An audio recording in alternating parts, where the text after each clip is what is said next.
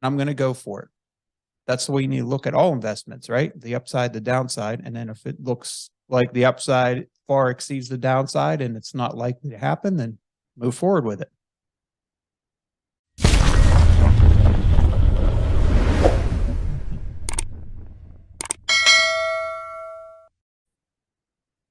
All right. Hello, everybody.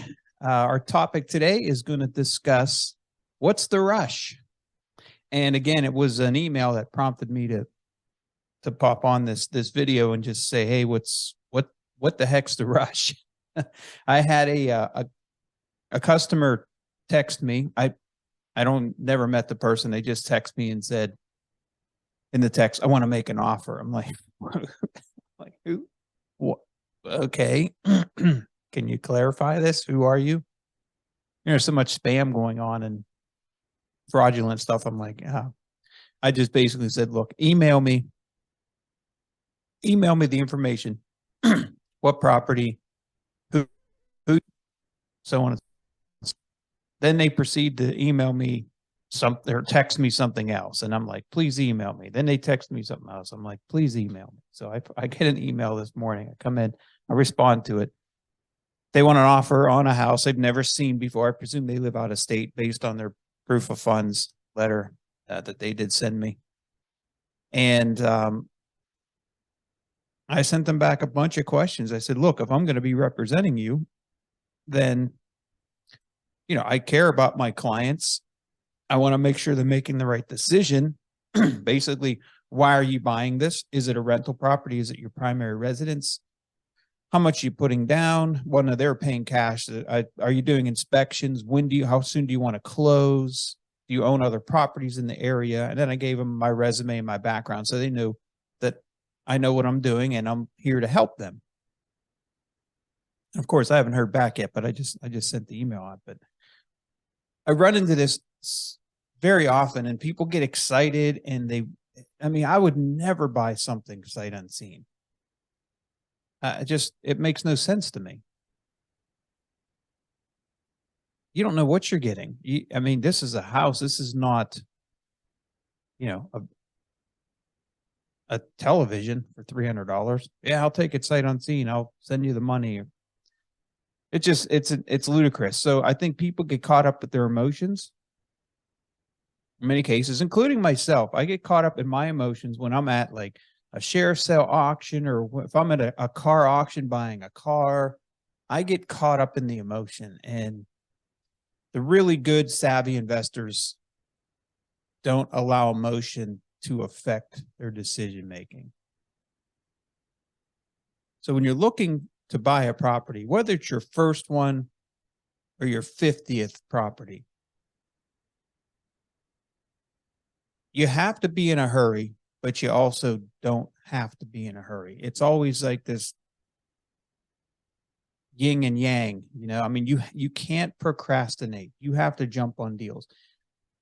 There are some properties up at, I have a camp up near Conneaut Lake. It's a lake north of Pittsburgh. And numerous times I'll see a for sale by owner sign, I'll see just an off the market, off the wall kind of real estate company that there's a lot of them up there because it's very rural, and I'll call them. I've been a day late and a dollar short on a lot of properties just because I don't have my finger on the pulse up there. I'm not living up there, so I don't see these for sale signs. Like there was 93 acres up there. I called, that's under contract. There was acreage real close with a house, very close to my property at 10 acres. This was another 28 plus a house. I could have bought it, could have subdivided it, sold the house, probably got the land at a fraction of the cost. I called. They said, yeah, sure, come over and take a look. I said, I'll come over the next time I'm up here. I should have went that day. Or I was there. I should have went that weekend. I called back a week later, sold cash, $275,000, 28 acres plus a small 4-bedroom house. You can get a lot up there. So you can't procrastinate. You can't wait. But you also have to be somewhat cautious. I know the market. I can make split decisions very quickly because I know this Pittsburgh market. If it's a property that in a neighborhood I know very well, I can make a decision and say, look, yeah, I want to give you Well, we just bought one. We bought one the other day. It was a wholesaler that had it listed. And it was in a good school district. It was like $90,000. A decent little 3-bedroom ranch home, probably built in the 70s. And my partner went to go, like, it literally hit the market. And my partner was there in a few hours. And he was there with the wholesaler, and there was another person there looking at it. And we found out that this person looking at it had bought 2 or 3 other homes from this wholesaler. So my partner sent me the more pictures. We sat down, or I think we just talked on the phone, and he gave me all the details. I looked at all the pictures. I was pretty sold on it. I said, okay, there's no major foundation issues. The only thing we're going to run into is potentially a sewer line issue, because you obviously can't see that, right? You can't see a sewer line that's bad, or it's compromised. It's not like backing up, but it's compromised and it's going to need replaced. So that was our only contingency. I literally had, within an hour after that, I had hand money wired to the wholesaler, $5,000. I had put in the contract that the only thing we want to do is a sewer line inspection. And then we found out that the township does it anyway. So if there were any problems with the sewer line and it was compromised, it would have been found during that inspection. So we were cool with it. And we literally had that property. I think it was emailed to me, let's say like 10 in the morning on a Thursday. And no, it was actually a Friday. I remember that because I had to run to the bank and get the wiring done.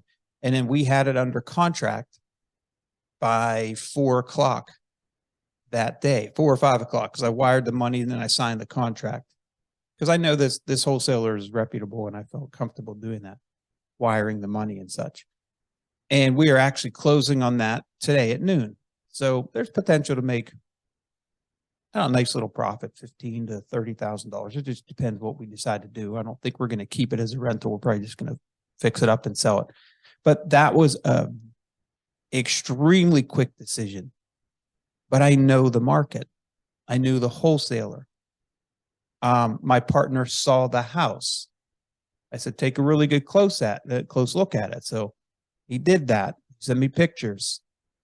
But to just text me and say, I want to offer 90,000, and trust me, the house that they're buying is not, it's probably 110 years old. Sits on a hillside. It's older, of course, and it's nice inside. It was renovated not that long ago, but to buy sight unseen is just insane to me. So this video basically is 2 things.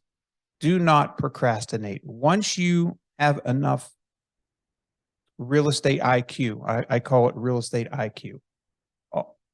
That means you can make quick decisions because 1, you know how to invest in real estate, and 2, you really, really know the market. And you always look at the upside and the downside. I always look at things like that. If I buy it and everything goes right, here's the upside. If I buy it and everything goes wrong, here's the downside. Can I live with the downside? Can I live with that loss and that stress and what comes with it? Then if yes, I'm willing to gamble, and then I'm going to go for it.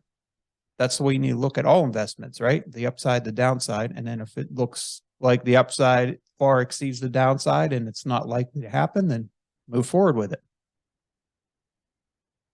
And then trust your gut. You're going to have to just trust your gut and just do it. But you can't procrastinate, but don't rush into things either, especially when you're not educated enough to do so. I'm always available by email. I try to get back to everyone and all the questions that are sent to me. It's alex@alexdeacon.com. Also, you can check out my YouTube channel. There's a lot of good videos on there, very helpful to investors, to our real estate investor clients and our property management clients, and people who want to buy real estate. So it was a pleasure, and you have a good day. Thank you.